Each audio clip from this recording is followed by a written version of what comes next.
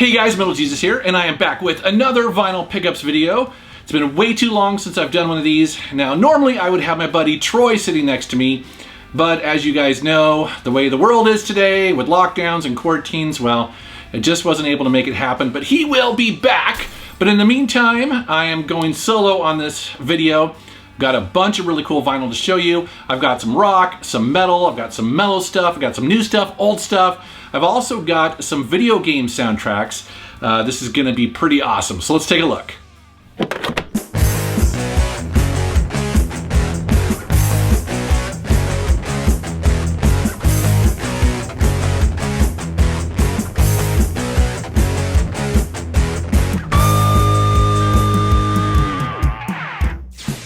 Alright, the first couple albums I want to show you are from the same band, and I discovered them this year, although I think many of you have been listening to them for a while, and that is the band from Sweden, and they are called Eclipse, and so I picked up two of their albums. The most recent one is called Paradigm, and this was actually my first introduction to the band.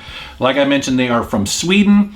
They are kind of hard rock in the style of, you know, some people compare them to Whitesnake, which is kind of a weird comparison, but I get it because they definitely have an 80s style to them. Very melodic, very sing-along. The first time I heard the song Viva La Victoria, I knew that this was going to be a band that I absolutely would love. Also, Mary Lay is on here. This whole album, the Paradigm album, is just fantastic. And so that got me interested in picking up an earlier album of theirs, just a couple years earlier. Now, most people consider this album to be their quintessential must-listen album, and I would agree. I think both of these albums actually sound really good side by side, and you know, I'm just a new fan of Eclipse. They are an amazing band. It's the type of band which I would love to go see. You know, if concerts were happening in 2020, it'd be cool to see these guys if they come to America, or if I was traveling in Europe, man, because yeah, they are absolutely excellent. It's been another year, and of course there is a new Joe Satriani album. This one's called Shapeshifting. This one came out in 2020. Yes, I'm looking at it there. And you know, I've mentioned Joe Satriani on this channel before. I pretty much buy everything that he releases because I am such a huge fan. I've been a fan since the very beginning when I first heard Surfing with an Alien back in, I think it was high school.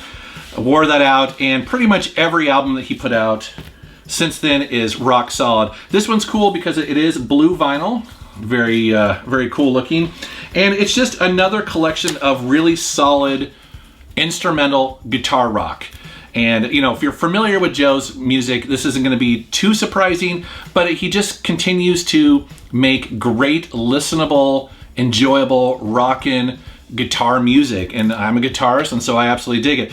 The standout song on here is a song called 1980, and that's kind of a tribute to playing, you know, this style of music back in the 1980s, but there's a lot of other really cool stuff on here as well. So again, another really awesome, rock solid release from Joe Satriani. Next up, I have some albums from a band that happens to watch my YouTube channel and sent me a couple of their releases. They are called Cane Hill. Kind of an unusual name at first. I was like, what the heck is this? But basically, I guess Cane Hill is a mental asylum or something like that. So once I learned that, I was like, oh, okay, that's pretty cool. But yeah, you see two releases here. You have the first one, Smile, and the next album here is Too Far Gone. I wasn't familiar with this band before they sent these to me, but I am a fan now because they're basically classified as nu metal. They're American nu metal. They're actually out of Louisiana, and they, you know, their influences are Slipknot, Pantera. I'm definitely hearing a little bit of like that late 90s, early 2000s Marilyn Manson. So really high quality production values on these albums. I was really impressed with how they sound. Heavy, screaming, but also like melodic vocals. They're kind of all over the place, and yeah, I was actually blown away by this. This is really good stuff. Now, the Smile album comes in this kind of, what is this? I guess it's like an orange speckled vinyl record. And then Too Far Gone, I don't know if this one is colored or not. Okay, this one's actually like green, which I thought was kind of a cool color there. So yeah, a new band for me to listen to and rock out. And thank you guys for sending these to me. I'm a fan, and thank you so much for watching my videos. That's really cool of you. Next up is a band I've been listening to for a long time, and they did something very special this year. They released a live version of my favorite album of theirs, and that is Ayreon and the Electric Castle Live. So, man, okay. I love Into the Electric Castle. That is one of the greatest prog rock albums of all time, and finally they did a live version of it, and this is a multi-record release of it. Just absolutely amazing. You know, the challenge with, and I understand the reason why he didn't do this up to this point is because basically these prog rock albums that he does, they're story driven with multiple characters, and every character is a different singer. So to pull this off live, he's got to wrangle up all these different singers from these different bands and come and recreate this in a live environment, and he did not disappoint.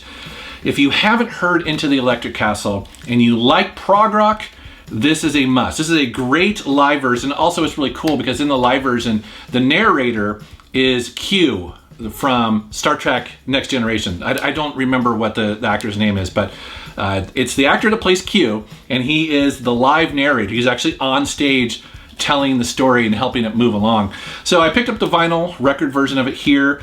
Then I also had to get, of course, the Blu-ray, which looks and sounds fantastic, especially down here, and the surround sound. It's absolutely amazing. So this did not disappoint. It was very exciting to get this.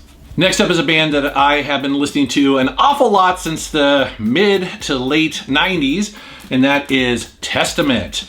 Testament is one of those thrash metal bands that they just keep on cranking out amazing releases. And, you know, I say the mid 90s because, and I mentioned this before, they had a bit of a transition period in the 90s where they released an album called Low, and then they also released an album called The Gathering and Demonic and a bunch of those. But basically they just kind of got heavier and, to my taste, a little bit more interesting. And they continued that year after year until this one here. I mean, this one's great too. So this is Titans of Creation. This is their latest release.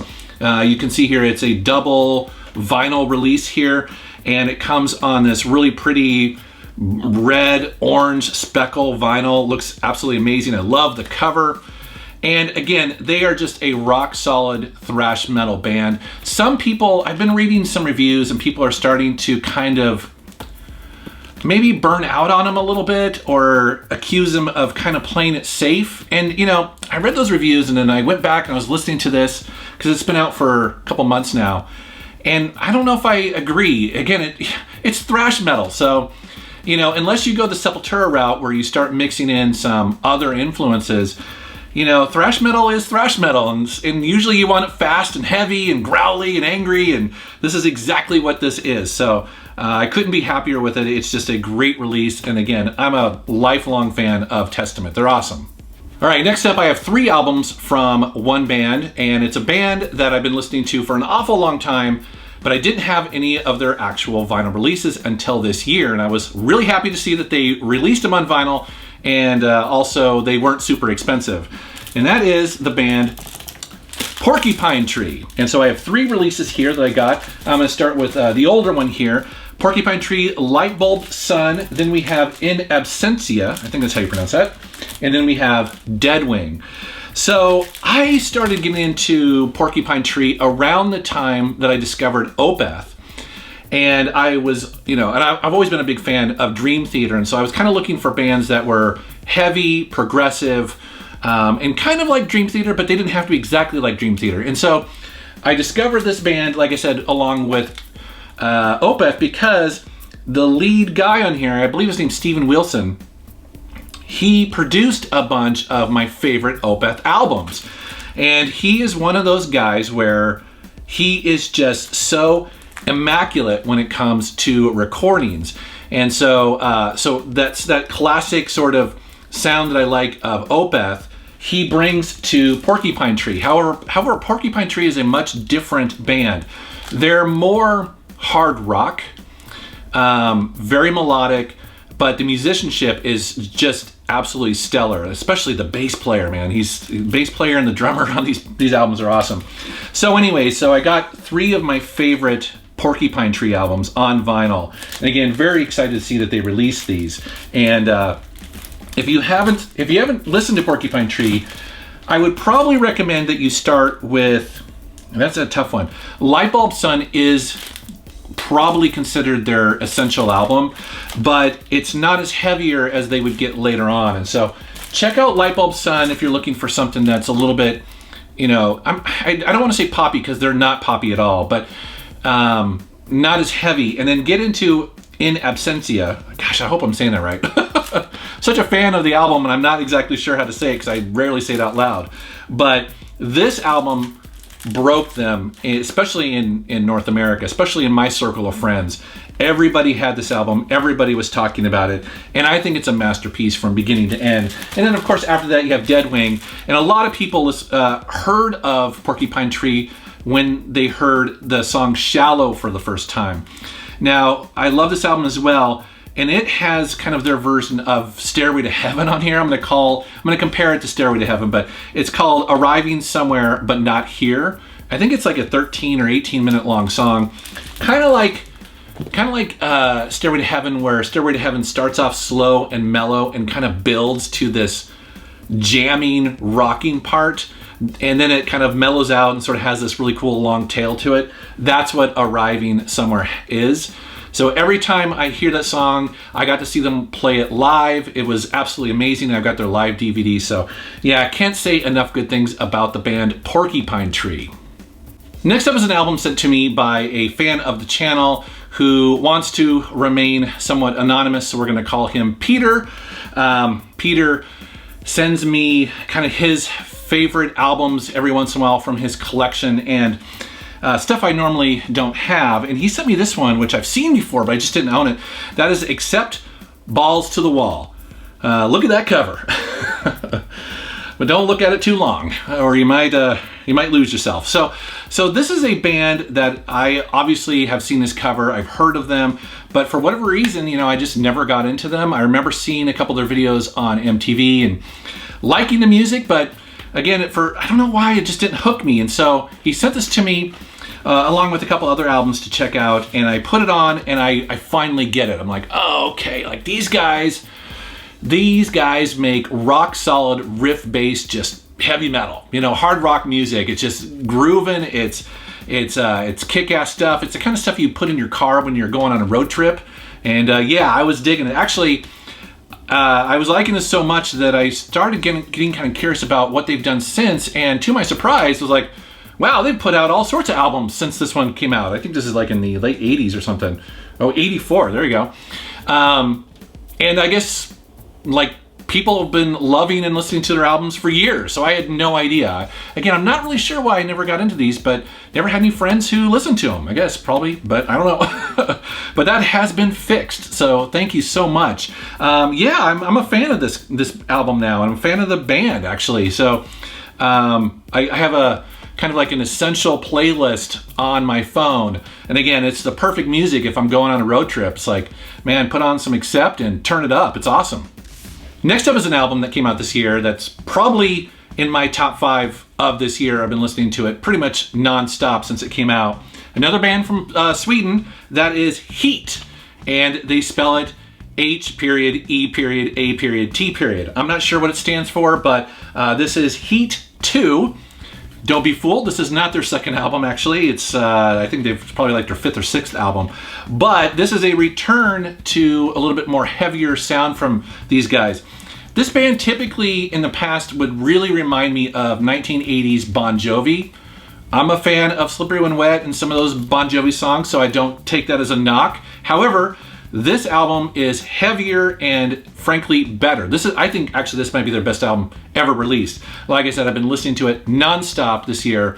It has amazing songs on here. Dangerous Ground, Come Clean, We Are Gods, Adrenaline, One by One, Heaven Must Have Won an Angel, Under the Gun, Rise. Every single one of those songs I think is absolutely awesome. This definitely, if you like, I was playing it for Nick when he was hanging out, and he thought it really reminded him of kind of 90s video game soundtracks, and you can definitely hear that. So yeah, man, I just love this album. If you haven't listened to H.E.A.T yet, definitely check this out. Again, it's H.E.A.T 2. All right, next up we have a old album and a brand new album from the same band. I'm gonna start with the old album. That is the album Purple by the band Stone Temple Pilots. This is the remastered kind of anniversary edition. I forget what they call this, but it's basically kind of the definitive version of this great album. So I loved the Stone Temple Pilots immediately when they came out. Their first album's great. However, it's this album that I think really took them to the next level. This album is so creative, it's so interesting. Every song is slightly different from the one previous to it. The styles are all over the place. I mean, it just has classic songs on here. Obviously, you're gonna be very familiar with a lot of these if you listen to the radio, including Vaseline, Interstate Love Song, Pretty Penny, The Big Empty was a huge hit. It just, I don't know, it just is almost like a perfect album for me.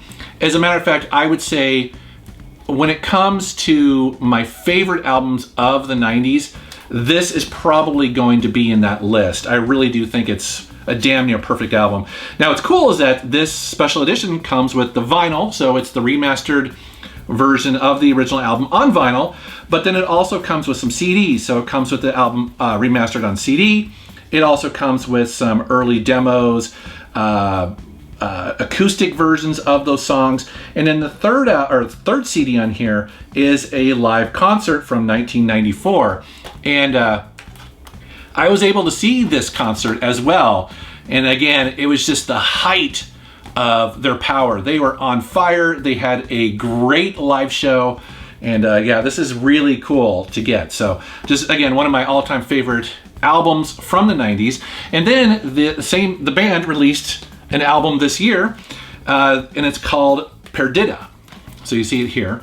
Now this is completely different from the album I just showed you. This is a brand new album, and obviously they have a new singer, but he sounds kind of similar to Scott, but just different enough. But what's interesting about this album is that it's acoustic music. It's definitely more mellow. It's not hard rock at all. It's kind of perfect for this year, to be honest. If you're feeling anxious or upset or whatever, you put this album on and man, it'll take you on a trip. Now, I normally don't like kind of ballads, and I don't really listen to a lot of this style of music typically because I have to be in the mood for it. But this is a great album. It's got great songs. If you like Stone Temple Pilots and you like their style of playing, music and songwriting, I think you're gonna dig it.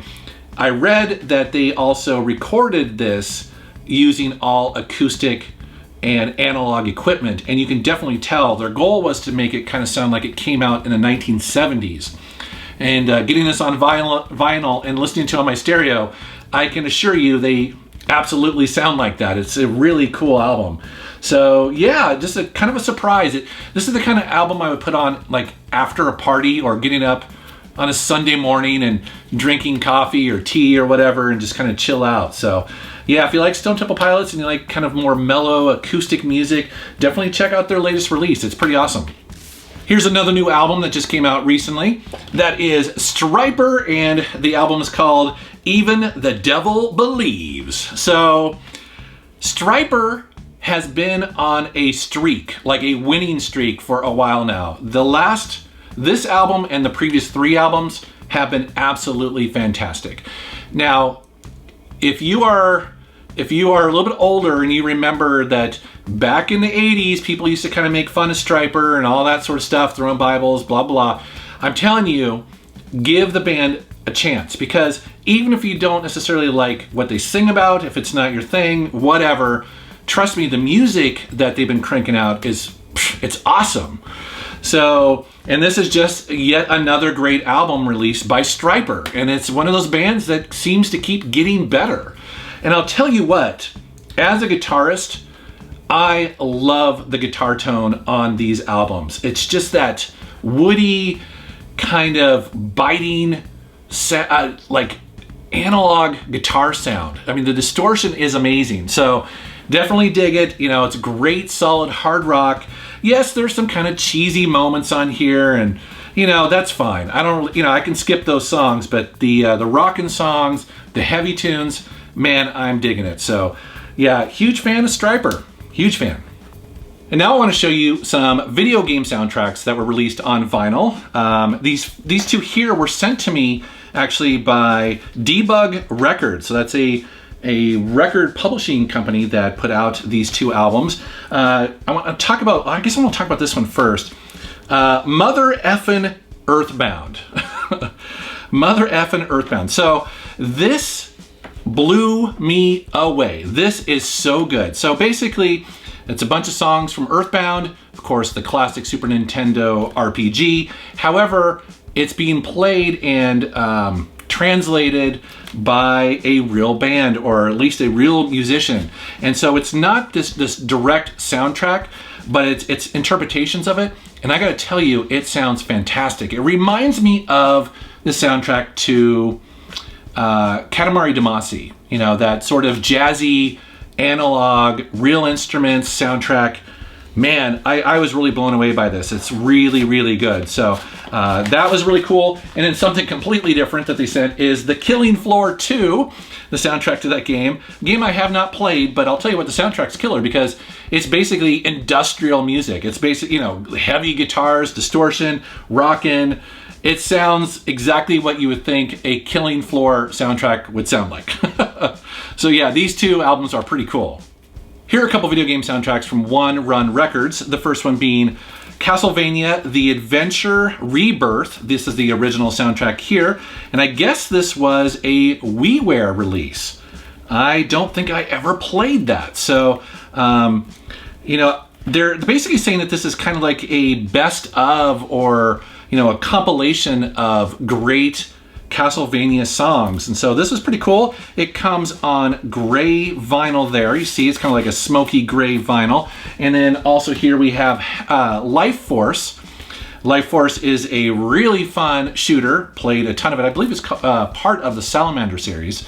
And this one comes on really nice red, or kind of like pink. What would you call that? Like pink vinyl? Something like that. Dig that cover though, man. It's like, that's awesome looking. So yeah, those are really nice releases.